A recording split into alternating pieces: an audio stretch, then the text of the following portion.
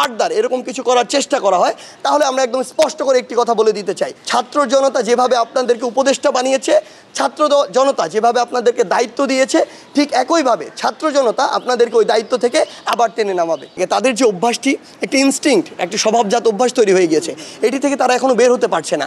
এই জন্য তারা তাদের যে শব্দগত চয়নের যে বিষয়টি, যে অভ্যস্ততা তৈরি হয়েছিল, এটি থেকেও বের হতে পারছে না। এই জন্য তারা এখন পর্যন্ত এটি সিদ্ধান্তে আসতে পারছে না বা এটি বোঝার সামর্থ্য হয়নি যে লাইনগুলো তাদেরকে কীভাবে মেক করা উচিত, কোন শব্দের সাথে কোন শব্দটি দেওয়া উচিত। তারা কিভাবে এটি বলে যে কোটা সংস্কার আন্দোলনের নামে এটি হয়েছে। তাদের বরং বলা উচিত ছিল যে এই যে ঘটনাগুলো হয়েছে এগুলোর বিচার নিয়ে।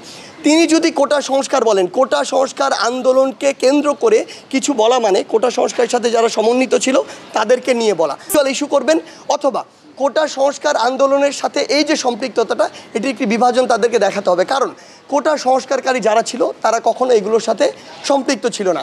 আমরা জানি এবং আমরা দেখেছি দেশে অনেক জায়গায় এরকম কিছু ঘটনা ঘটেছে যেগুলো আমাদের জায়গা থেকে প্রত্যাশিত না, আমরা সমর্থনও করি না।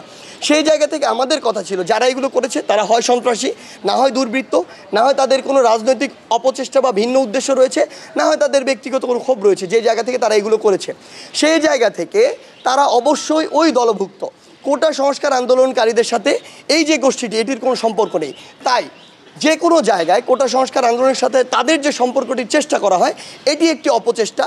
এবং তিনি যদি তাদের জায়গা থেকে বা ওই গোষ্ঠীটি বা এই মন্ত্রণালয়ের জায়গা থেকে যদি ফার্দার এরকম কিছু করার চেষ্টা করা হয় তাহলে আমরা একদম স্পষ্ট করে একটি কথা বলে দিতে চাই, আপনারা যদি আপনাদের ওই ফ্যাসিস্ট স্বভাব থেকে বের না হতে পারেন তাহলে ছাত্র জনতা যেভাবে আপনাদেরকে উপদেষ্টা বানিয়েছে, ছাত্র জনতা যেভাবে আপনাদেরকে দায়িত্ব দিয়েছে, ঠিক একইভাবে ছাত্র জনতা আপনাদেরকে ওই দায়িত্ব থেকে আবার টেনে নামাবে।